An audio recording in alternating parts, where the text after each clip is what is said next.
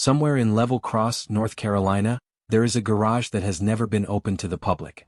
Not once, not for money, not for documentaries, not for the most serious collectors who have flown in specifically to make offers. Richard Petty has turned every single one of them down. Inside that garage sits somewhere between 15 and 20 race cars, buried on top of each other, untouched for decades, along with artifacts no museum has ever been allowed to display. The question isn't what those things are worth. The question is why the most celebrated driver in NASCAR history has chosen to keep all of it hidden, and what that says about the man behind the legend. The number that explains why any of this matters. Before you can understand what's in that garage, you need to understand the scale of what Richard Petty actually accomplished, because without that context, the contents of that garage are just old cars and dusty trophies. With it, they become something else entirely. That's the number of NASCAR Cup Series wins Richard Petty accumulated across a career that stretched from 1958 to 1992. The next closest driver in history is David Pearson with 105. Petty has nearly doubled the wins of the second most successful driver who ever lived. 7 Cup Series championships. 7 Daytona 500 wins. 123 pole positions. 513 consecutive starts between 1971 and 1989. 1,184 total starts across 35 years. These aren't records that have been chipped away at over time, they're records so far beyond what anyone else has done that the sport stopped treating them as targets and started treating them as permanent features of the landscape, like a mountain nobody is going to move. Petty Enterprises, the family racing team his father Lee founded in Level Cross in 1949, became the most decorated operation in NASCAR history. Lee Petty won 3 championships of his own before Richard took over the number 43 car. Maurice Petty, Richard's brother, engineered the engines that powered most of those 200 victories. Their cousin Dale Inman served as Richard's crew chief for the majority of his career. For members of the same family from the same small town in North Carolina. In 2010, Petty became a member of the inaugural class inducted into the NASCAR Hall of Fame, alongside Lee, Dale Inman, and a small handful of others who built the sport from nothing. A class that essentially wrote the sport's founding chapter into permanent record. Petty has since been inducted into half a dozen other halls of fame, from the International Motorsports Hall of Fame to the North Carolina Athletic Hall of Fame. The compound in Level Cross, where the cars were built and tuned and sent out to dominate the sport for 4 decades, is still standing.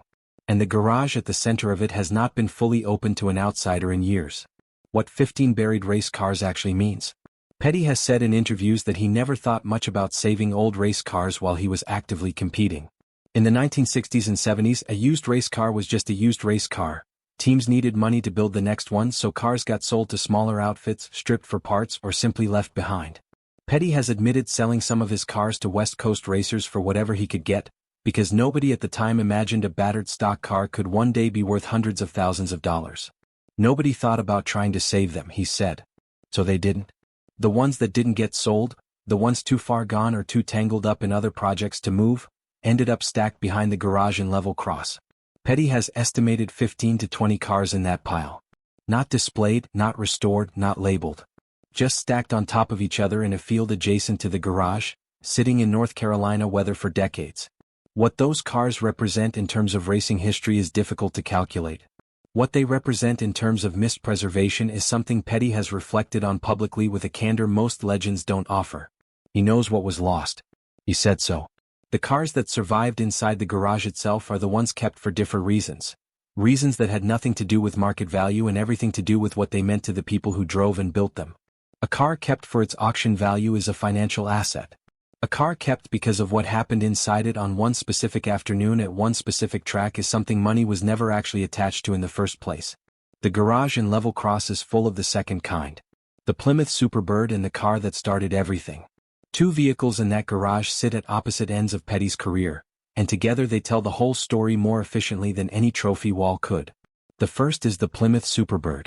Built in 1970 specifically to exploit NASCAR's rules around aerodynamic modification, the Superbird was a machine designed for one purpose: to go faster than everything else on an oval track. Its pointed nose cone and massive rear wing weren't styling choices. They were engineering decisions made by Chrysler's racing division to reduce drag and increase downforce at speeds approaching 200 miles per hour. Petty won 18 races in Plymouth products during the 1970 season, and the Superbird became permanently associated with the number 43 in a way no other car in his career quite matched. The version sitting in the level cross garage has never been restored or cleaned for display. Tire debris still clings to the undercarriage. The bodywork carries marks from racing contact that happened decades ago and was never addressed, because the car was never meant to be a showpiece. The second car is older, less glamorous, and in some ways more significant. A 1957 Oldsmobile, built by hand by Lee Petty and his sons in the family garage, the car in which Richard Petty made his NASCAR debut at 20 years old. Crude by any measure, rusted the way steel rusts when it's kept because of what it means rather than what it's worth. The Superbird represents the peak of what Petty became. The Oldsmobile represents the moment before any of it existed, when a kid from a small North Carolina town first pointed a car at a racetrack and found out what he was made of. Both sit in the same garage. Neither is for sale. The room at the back that almost nobody has entered. At the back of the main garage, past the cars and the tools and the stacked equipment from decades of racing operations, there's a smaller room. Former Petty Enterprises employees have described it in interviews over the years. It doesn't appear on any tour route, and it isn't referenced in any official museum materials. What's reportedly kept there goes beyond cars and trophies, boxes of fan letters from the 1960s and 70s, many never opened, kept not because Petty planned to answer them but because discarding them was never something he was willing to do.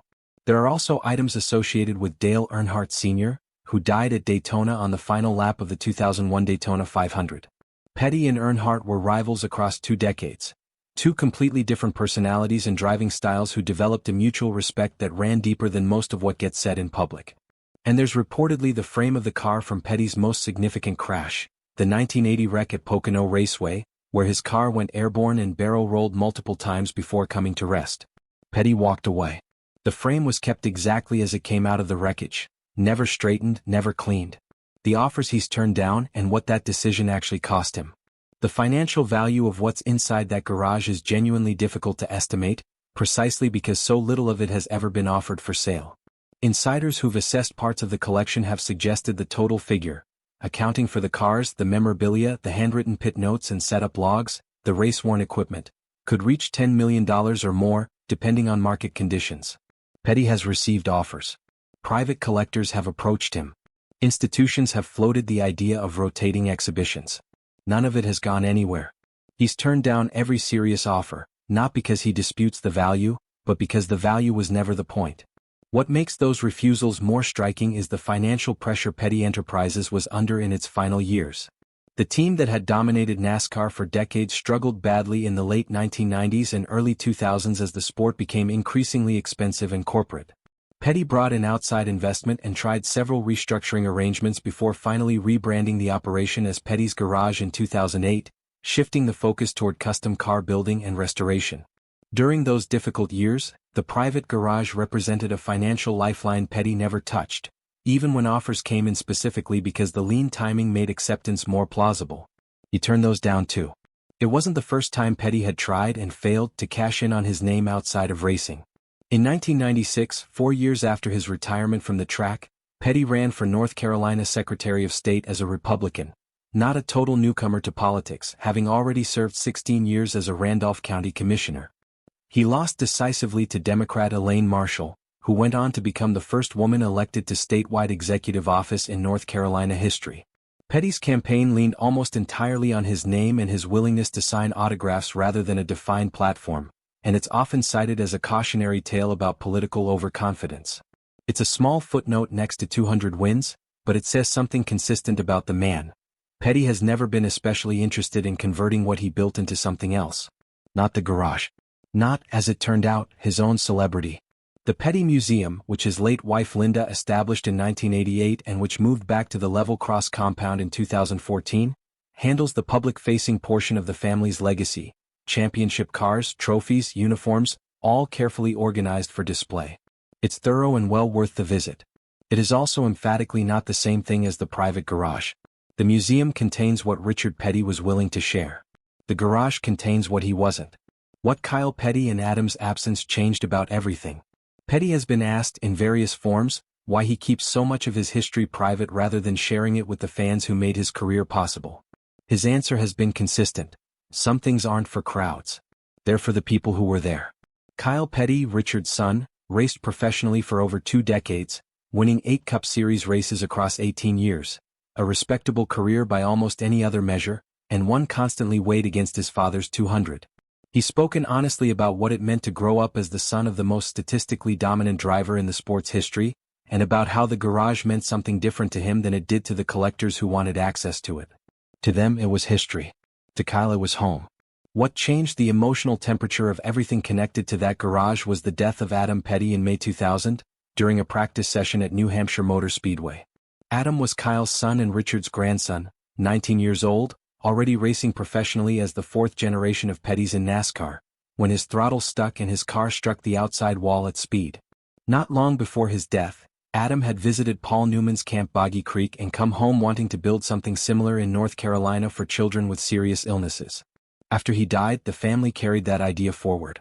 Richard donated 84 acres of his own land in Randleman, and in 2004 the Victory Junction Gang Camp opened in Adam's memory, a free year-round camp that has since served thousands of children with chronic medical conditions. 2 decades later, Richard donated another 403 acres to help sustain it, and Kyle has led an annual cross-country motorcycle fundraiser, the Kyle Petty Charity Ride Across America, that has supported the camp since well before Adam's death and continues in his name today. Richard Petty has spoken about Adam's death with the careful economy of someone who chooses every word because none of them feels sufficient. The garage and level cross became something different after 2000. The objects inside it were already personal before then. After losing Adam, the idea of opening that space to commercial interest became something Petty simply stopped entertaining. Richard Petty turned 87 in 2024. He still shows up at the level cross compound, still wears the cowboy hat and dark sunglasses that became part of the visual language of American motorsport, and still signs autographs, without charge, for fans who make the trip. Today he serves as an ambassador for Legacy Motor Club, co-owned by fellow 7-time champion Jimmy Johnson, which still fields the number 43 car that carries his number into a new era of the sport.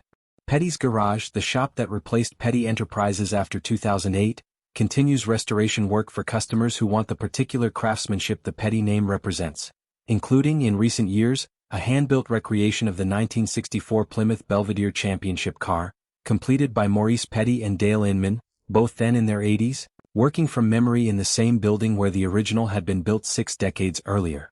What the garage and level cross ultimately represents, beyond the financial value of its contents and beyond the personal history encoded in every object inside it, is a specific argument about what legacy actually means. Most of what gets called legacy in American sports is public, halls of fame, record books, highlight packages, merchandise. It's designed to be consumed by people who weren't there. Richard Petty built the most statistically dominant career in the history of his sport, then went home to level cross and put the things that mattered most to him behind a closed door, not to protect their value, not to create mystery, but because some of what it cost to become the king was never for sale and never going to be. If Richard Petty eventually opens that garage door to the world, it will change the way we understand what it actually cost to become the greatest NASCAR driver who ever lived. If you enjoyed this, smash that like button, comment and subscribe for more untold stories, and hit the bell so you never miss a drop.